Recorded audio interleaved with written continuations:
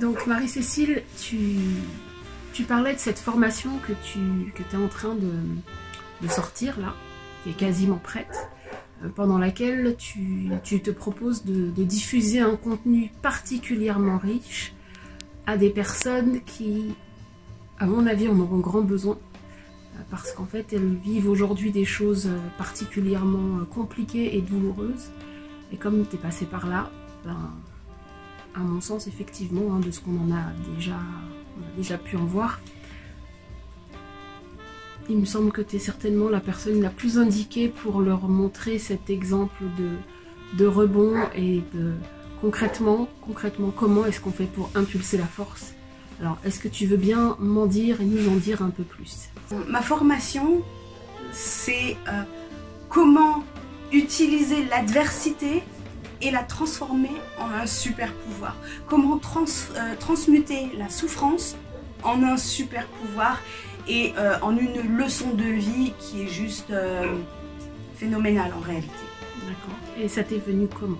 J'explique la chose, c'est que j'ai vécu plus de 10 ans de violence conjugale et de codépendance.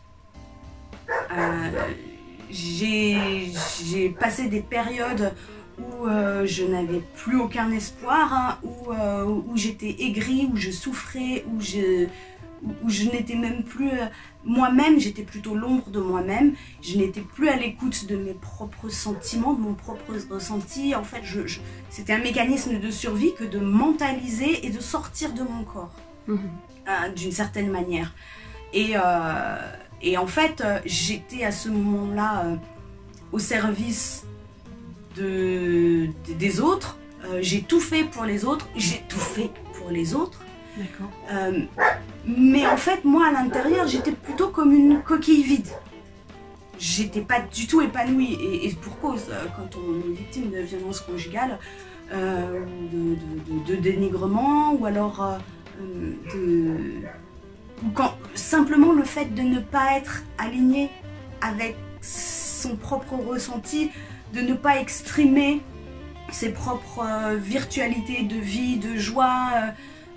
Voilà, quand on est dans une situation de survie, quelle qu'elle soit, moi mon vécu c'est de la violence conjugale et de la codépendance, mais pour certains ça peut être simplement le fait de ne pas être épanoui au travail, d'être dans une relation de couple qui n'est pas épanouissante, ou de ne pas suivre sa propre voie, de ne pas suivre son cœur en fait. Et sa flamme. Par peur. Oui, voilà, sa flamme, par peur du regard des autres, du jugement, ou par peur de son propre jugement. Toutes les personnes qui se sentent pas forcément vraiment à leur place dans leur vie, ou pas complètement épanouies et pleines de vie, eh ben, elles peuvent gagner énormément de cette formation. Moi, personnellement, je suis allée loin, j'ai un peu la tête dure, et je suis allée dans les extrêmes. Mais j'ai pris de nombreuses années de travail sur moi-même, de thérapie, de lecture de livres, de vidéos sur YouTube en développement personnel, etc. Et toute cette synthèse de 12 ans de recherche, je l'ai condensée dans cette formation de manière à ce que... pour pouvoir vous apporter en fait toute cette synthèse et vous aider à vous aligner avec qui vous êtes vraiment au fond et développer le vrai pouvoir, tout votre potentiel. D'accord, donc un concentré de force à impulser qui te vient de ces 12 années de douleur, mais en même temps de formation, parce que d'après ce que tu disais tout à l'heure, il faut vraiment que la décision elle vienne de la personne concernée, et parfois il faut du temps parce que, comme tu disais très justement, on peut aussi avoir la tête dure. J'aimerais que tu reviennes sur une petite notion, parce qu'elle est peut-être pas claire pour tout le monde. Violence conjugale, tout le monde comprend, mais comment tu définirais avec tes mots la codépendance? C'est un peu complexe parce que... Justement, c'est pour ça que c'est important. En gros, la personne qui est dépendante, que ce soit quelle que soit la substance en fait, ça peut être dépendance au jeu, ça peut être dépendance à une substance, drogue dure, drogue douce, alcool, etc. C'est une espèce de fuite hors de soi. Et un manque d'amour de soi. Donc la personne va aller chercher l'amour à l'extérieur, mais finalement on est tous plus ou moins dépendants à plein de choses. On vit d'habitude en fait, et on est dépendant de nos habitudes. Mais il y a plusieurs niveaux en fait de graduation, qui vont aller d'habitudes positives qui vont vers la vie, et puis des habitudes qui vont être destructrices. Voilà. Et en fait...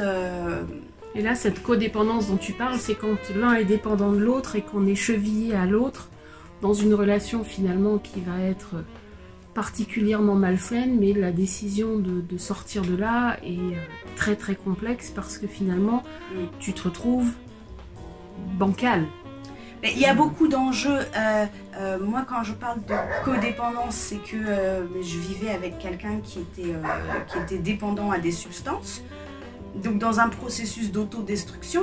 Et quand tu es aux prises avec quelqu'un qui a des addictions et qui va mal, toi tu vas essayer de chercher à tamponner, tu vas vouloir l'aider et donc rentrer dans la trilogie bourreau, victime, sauveur.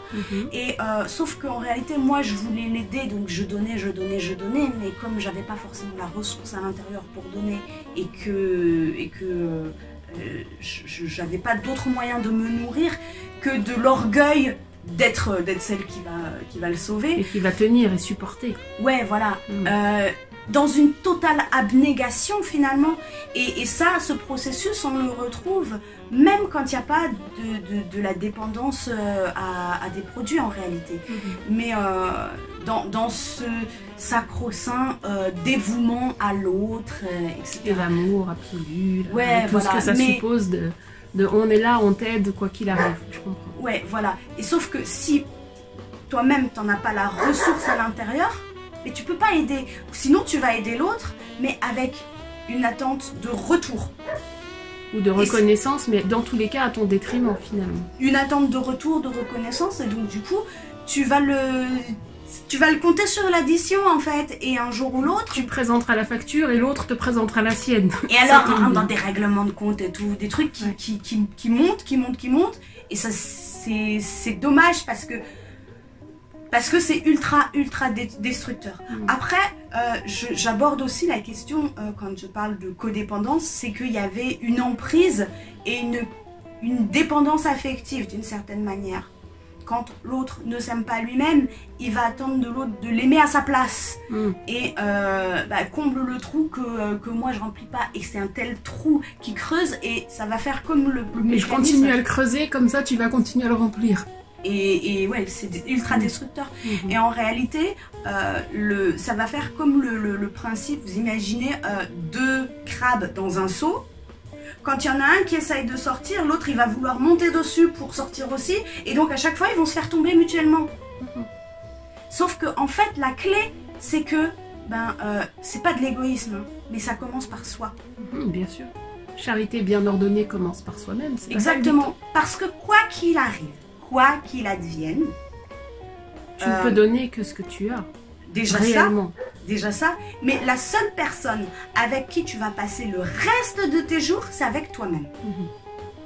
Toi-même. Il y a la notion d'amour. Je m'aime moi-même. Et si moi je m'aime moi-même, je suis ma propre meilleure amie, je suis l'amour de ma vie en premier lieu, et ça n'est pas de l'égocentrisme. C'est... Non mais je suis d'accord, moi aussi je me mettrai en couple avec moi, je suis d'accord. Et c'est déjà ça, parce que sinon tu vas aller vers l'autre. En attendant qu'il remplisse le trou que tu n'es pas capable de combler tout seul. Avec un manque. Ouais. Et dans tous les cas, et de forcément toute façon, la relation elle va devenir bancale. C'est bancal, ouais. Le tango du crabe, effectivement. Ouais. J'aime bien ton image, le tango du crabe. C'est toi qui as pas... Non mais le crabe il fait un petit pas de côté. Et alors... justement, cette formation, donc c'est 12 ans de recherche condensée, de faux départ, parce que tu disais que tu l'avais quitté plusieurs fois. En fait, je compte 12 ans parce que j'étais déjà depuis des années dans la violence conjugale, l'emprise, etc. Mais il y a 12 ans, j'ai commencé à faire une première thérapie. Et puis, les choses se sont mises petit à petit. Il y a eu tout un processus, en fait. Et le truc j'ai accepté pendant plus de 10 ans de me faire cogner dessus. Mon corps, il emporte les stigmates, en fait. En fait... même si j'ai eu plusieurs départs et plusieurs retours, ben les choses, elles étaient... En réalité, il faut pouvoir se considérer comme victime, dans un premier temps. Mais si tu restes dans le positionnement de la victime, tu vas toujours accuser l'autre. Et toi, tu vas pas prendre ta propre responsabilité par rapport à la situation. C'est important de se reconnaître comme victime. Puis après, se reconnaître aussi comme, en tout cas, la personne qui, quelque part, alimente le truc. Chacun reconnaît son côté crabe. En tout cas, si il a été violent vis-à-vis de moi, c'est que moi, d'une certaine manière, implicitement ou explicitement, je l'ai autorisé. Bien sûr. 1 fois, 2 fois, 3 fois, 10 fois, 100 fois. Et puis, en fait, la graduation, elle augmente, en fait, exponentiellement. Jusqu'à malheureusement pour certaines ou certains, parce que la violence conjugale ça peut être dans un sens dans l'autre, et puis dans les couples homosexuels, enfin pour certaines personnes ça peut aller jusqu'à la mort, c'est la mort, la folie, la prison, etc. Moi, même sans violence conjugale au sens physique du terme, il faut quand même le préciser. Il y a aussi de la violence psychologique. Il y a plein de formes de maltraitance, il faut le préciser parce que ça peut être très très lourd. Et la première des maltraitances, moi je le dis, c'est la maltraitance qu'on s'inflige à soi-même, c'est le fait d'accepter des situations qui ne sont pas acceptables. Alors, il y a aussi une notion à prendre en compte, c'est le fait qu'il y a un seuil de tolérance qui va grandir au fur et à mesure du temps. Parce que, qu'on le veuille ou non, ça peut être positif comme négatif, c'est la capacité du vivant à s'adapter. Et donc du coup, on va rentrer dans un mécanisme de survie et on va s'adapter, et jusqu'à ce que des situations qu'on n'aurait pas forcément acceptées au départ, elles adviennent et que il y a un moment où c'est presque... Il est jamais trop tard. J'en suis la preuve vivante, parce que au bout de 10 ans où tu acceptes ça, en gros, ça devient quelque chose de banal, quelque chose d'habituel, voire même s'il se passait 1 mois sans qu'il y ait de violence conjugale, je me disais, il y a un problème, tu vois, et quand je te disais tout à l'heure, c'était pas confortable, mais comme c'était du connu, c'était en quelque sorte une zone de confort. Et c'est pour ça que j'arrivais pas à en sortir. Que sortir de cette situation-là me faisait peur parce que je sortais de la zone de connu, donc c'était inconfortable. Surtout si en plus, n'ayant pas suffisamment conscience de toi et confiance en toi, tu te retrouves à apporter plus de poids que nécessaire à des choses qui ont pu être dites quant à tes capacités à te débrouiller seule. À force d'entendre que j'étais qu'une merde, que j'étais pas belle, que j'étais pas capable, que je valais rien, j'ai fini par y croire en fait. Et donc en fait c'est une vraie descente aux enfers. Et t'es descendue jusqu'à quel point dans ton cœur, dans ton esprit, comment tu t'es sentie il y a eu un moment où j'avais envie d'en finir. Mais je sentais quand même qu'il y avait un truc de l'ordre de la transmission, de ma contribution au monde. Autant que ça serve à quelqu'un, tout ça, quand même. Et c'était même pas forcément orienté là-dessus, mais je sentais que j'avais un besoin de transmission. Et c'est ça qui m'a permis de rester et de pas faire de bêtises, quoi, en fait. De pas avoir atteinte à mon intégrité... physique finalement. Total quoi. Ouais, voilà. Et ça a été quoi le déclic pour toi? Alors il y a eu plusieurs déclics. Le premier, ils sont embêtants les chiens, ils sont agités, mais bon, tant pis, on passe le message. On a tous des grandes gueules et des choses à dire. Les chiens, ils ont des choses à dire aussi. C'est ça. Il y a eu plusieurs déclics. Déjà, le jour où lui a pris conscience qu'il avait un problème avec l'alcool, ça a été très libérateur pour moi, parce que ça rentre insidieusement. Et en fait, au départ, on se trouve tout un tas d'excuses pour justifier qu'on boit et il faut du temps avant de réaliser ça. À partir de ce moment-là, il y a eu déjà un lest qui est tombé. C'était en 2013, mais il y a eu quand même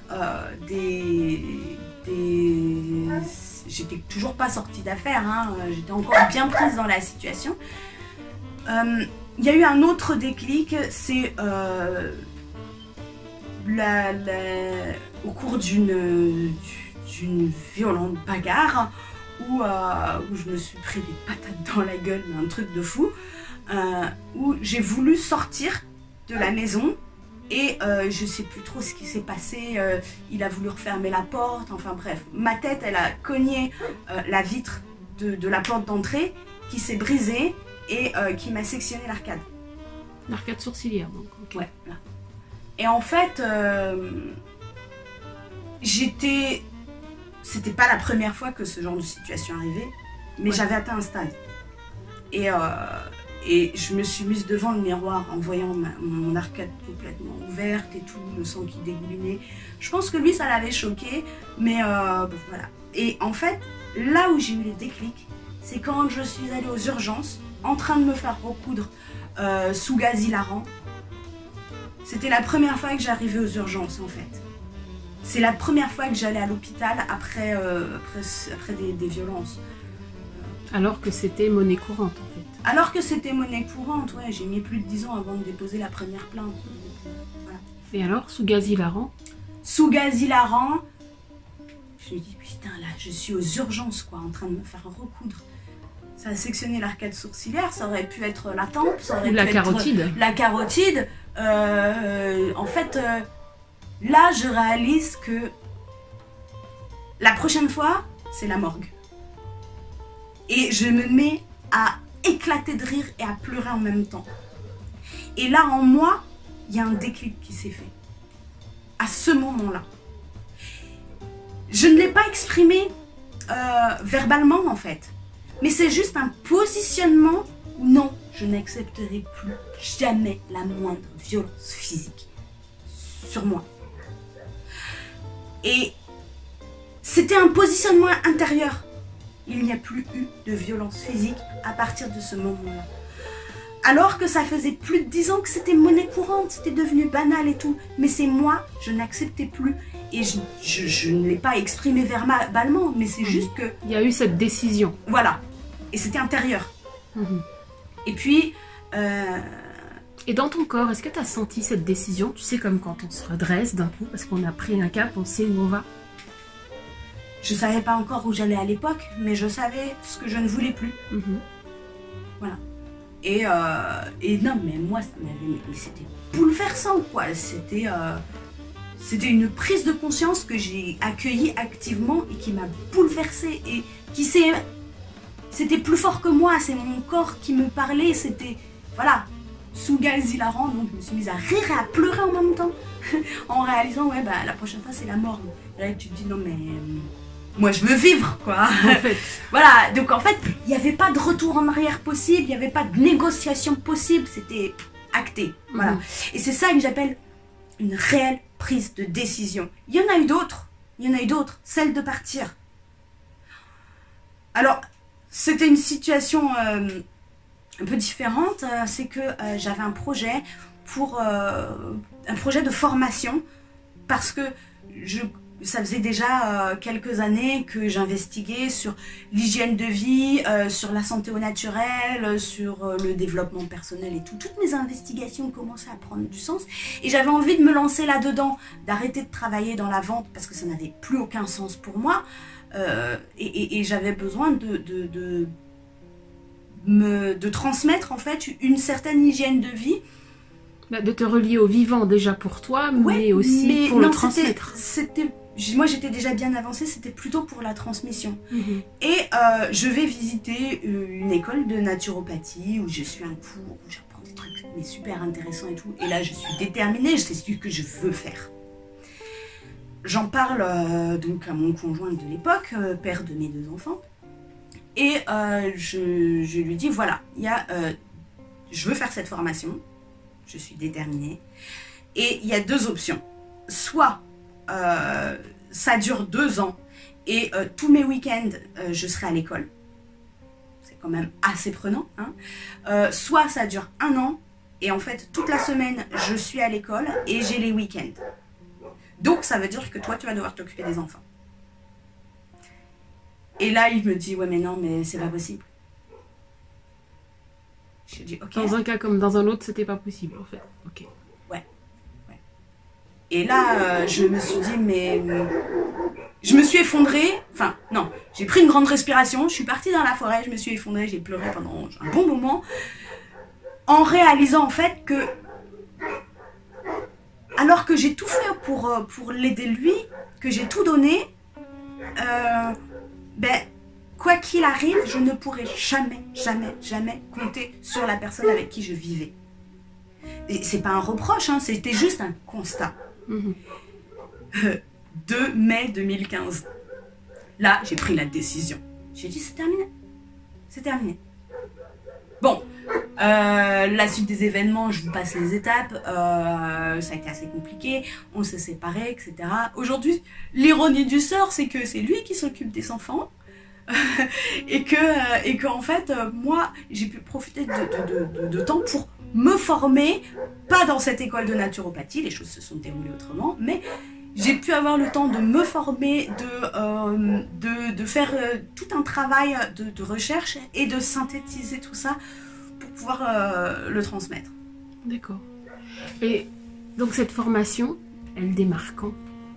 Le plus vite possible.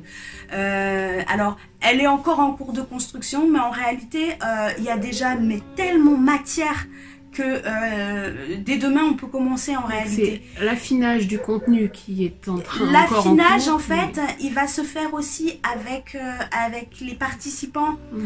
Et en fait... moi, personnellement, j'ai besoin d'être dans l'interaction. Au bout d'un moment, si je suis toute seule avec mon truc, je tourne dans un sens, dans un autre, ok, mais c'est bien, mais il y a un moment où il faut qu'il y ait de l'interaction, du vivant, pour continuer à construire le truc. Mais il y a déjà... ça a déjà aidé beaucoup de gens, d'après ce que j'ai compris. Et si tu avais un seul conseil à donner à ceux qui nous écoutent, déjà...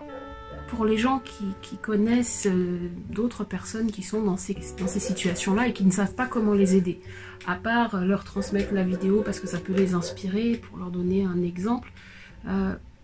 On ne peut pas faire les choses à la place de l'autre tant que l'autre n'a pas pris clairement la décision. Okay. Si l'autre vient demander de l'aide, il faut lui montrer que les bras sont ouverts, okay.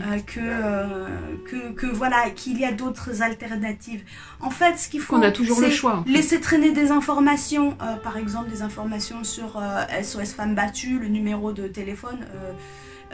Ouais, une valise, un billet d'avion, quelque chose quoi, d'utile.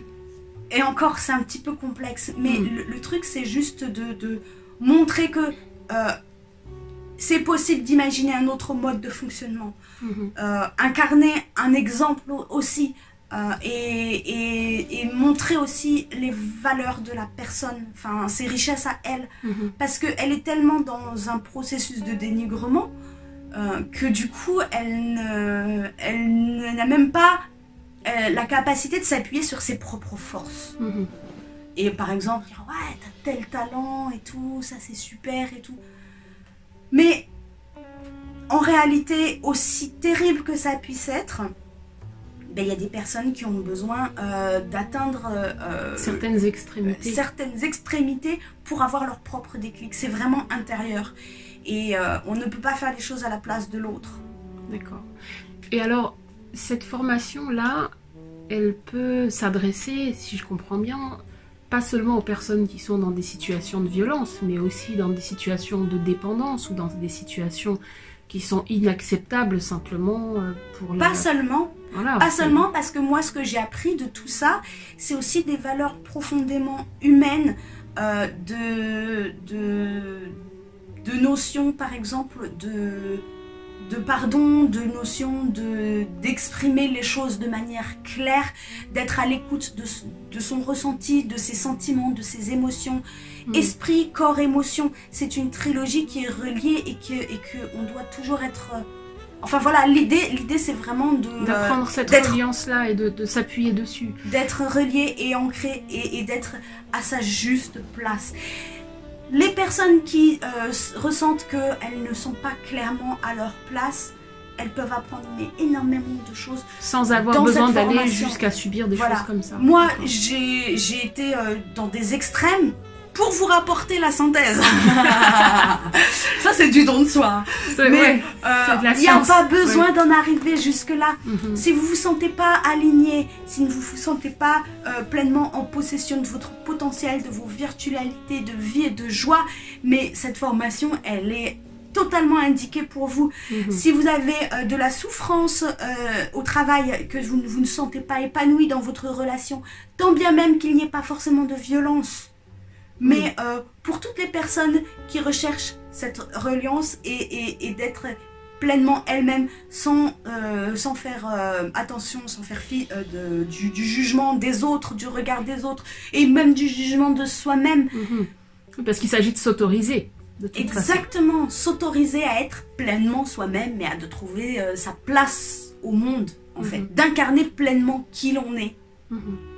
Et ça veut dire aussi, parce que tu parlais du pardon, d'arriver, si je comprends bien par rapport à ce qu'on disait tout à l'heure, à ne pas forcément condamner la personne, mais bien comprendre que c'est, si je comprends bien, hein, c'est le comportement de la personne, tu vois, et donc tu pardonnes, la personne en soi, elle a ce comportement-là, mais ça ne veut pas dire qu'elle l'est. Exactement. Ça. En fait, la notion du pardon, j'ai remarqué qu'elle n'était pas bien comprise, parce qu'elle est empreinte de notions religieuses, parce que on a pu entendre pardonne, on te frappe sur une joue, et ben tends l'autre joue, et ça a un côté un peu je me laisse faire et j'accepte tout, et c'est se rendre encore plus vulnérable. Or en fait, la notion du pardon, c'est pas ça du tout. En réalité, on ne condamne pas l'être vivant, mais le comportement. C'est important de faire une distinction entre l'être vivant et son comportement. On ne juge pas l'être vivant, mais on juge le comportement. D'accord. Ça, quand tu as tel comportement, je ne l'accepte pas, voilà ce que ça occasionne en moi, je ne suis pas d'accord. Et en fait, ça permet déjà, en se positionnant de cette manière-là, plutôt que de dire « t'as fait ceci, t'es comme cela ». Oui, tu alimentes le truc quelque part. Exactement, l'autre il va se mettre sur sa défensive et là ça va faire plus, on va renchérir et en fait... Le tango du crabe et on s'en sort pas. Le tango du crabe et on s'en sort pas. Ouais. Et en fait, la notion de pardon, c'est d'abord...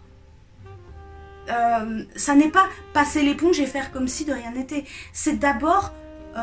faire la paix avec la tension émotionnelle que ça peut générer en soi. Part et donne, c'est se libérer en fait de la tension que ça génère en soi. On va dire ouais non, je ne vais pas le pardonner parce que sinon... Sauf qu'à l'intérieur on est... la tension elle est pour toi. Exactement. En fait c'est vraiment se libérer et je trouve que de prendre ça en considération et de le comprendre, et comprendre ça veut dire prendre avec soi, faire corps avec. C'est pas juste une compréhension intellectuelle, c'est vraiment de l'intégrer. De l'intégrer en soi en fait. Et ben rien que cette notion là de pardon, mais c'est tellement libérateur. Ouais, mais c'est bien de préciser ça parce que on ne comprend pas toujours la notion du pardon de cette façon-là, et donc on peut être d'accord avec tout en matière de résolution de conflits, de résilience, etc. Mais si on entend pardon avec une notion d'abnégation, c'est plus difficile. Alors que là, si c'est pars et donne, et allège-toi de cette tension et appuie-toi sur tes propres forces parce que tu vas les découvrir. Et c'est aussi permettre à l'autre de prendre conscience de son comportement. Et de proposer une autre attitude. Exactement. Ok, magnifique. D'accord, et donc toute cette formation, ça va se passer donc 12 ans, tu condenses ça en combien de temps? 12 ans d'expérience de recherche, de synthèse que j'ai condensé. Dans les extrêmes, on a bien compris, ouais. Que j'ai condensé en 12 semaines de formation. D'accord. Que je transmets. D'accord. Et ça permet de gagner du temps, d'éviter énormément de souffrance et des erreurs. Des situations délétères, en fait. Exactement. Ok. Et ça permet vraiment de transformer des vies, quoi. Super. Et c'est ce que j'ai à cœur de partager parce que clairement, je pense que c'est exactement ça qui m'a maintenue en vie. Et c'est exactement ça. Et aujourd'hui, que ça doit s'exprimer. Voilà. Exprimer, d'ailleurs. Exprimer. Ça veut dire sortir. Ça veut dire ex, c'est-à-dire à l'extérieur. Primer, c'est sortir au dehors. Et tout ce que je n'ai pas pu exprimer avant, ça s'est imprimé à l'intérieur.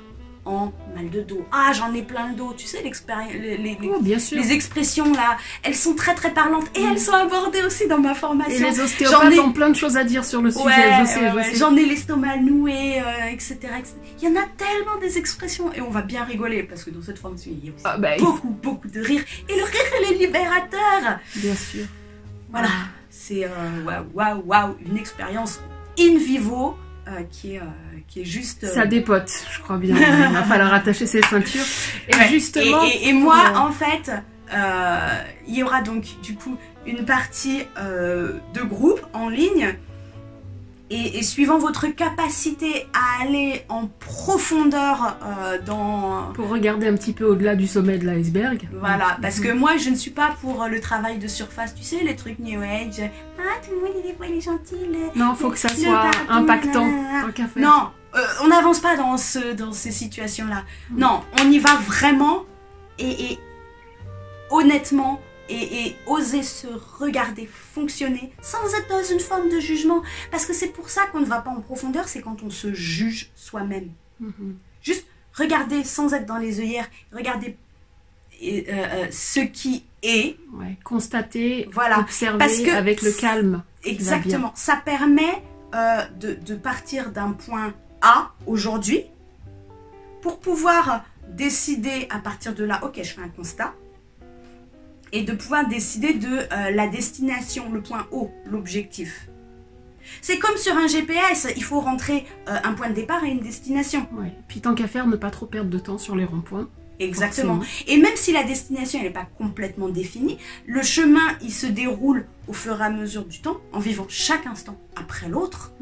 Et la destination, eh ben, c'est comme que je regarde à l'horizon, là, je vois pas encore le paysage. Non, mais ça se déroule en fait au fur et à mesure. Mais juste d'avoir déjà une direction de ce qu'on veut, de ce qu'on veut pas, et voilà. D'accord. Et rester ouvert aux surprises de la vie. Mais bon, voilà, tout ça, ça sera abordé dans la formation. Oui, puis j'ai vu qu'il y a pas mal d'informations sur le corps, l'esprit, les émotions. Ça veut dire qu'on revoit tout en long, en large et en travers, et c'est ça qui est chouette, quoi. Et c'est pas une formation générique, parce que chacun va le vivre en lui, intensément, en fonction de son propre vécu, de son propre ressenti. Finalement, chacun va vivre sa propre expérience personnalisée. Et donc il y a plusieurs niveaux d'implication. Ça va aller du format de groupe en ligne à des programmes beaucoup plus... À des modules plus personnalisés pour ceux qui ont besoin. Des modules plus personnalisés où il y aura des échanges individuels et là... de toute façon, si on a affaire à des gens qui de toute façon ont cette habitude des extrêmes, normalement, ils vont trouver à qui parler. D'après ce que je comprends, voilà, il y aura des expériences à partager. Je tiens à préciser que c'est pas forcément pour des personnes qui sont allées qui vivent dans des situations extrêmes. Moi, c'est mon histoire, mais votre histoire, ça peut être simplement de souffrir d'une situation au travail ou de ne pas vous autoriser à exprimer cet art qui vous brûle les doigts, mais qu'en fait, comme comme il faut travailler pour assumer, etc.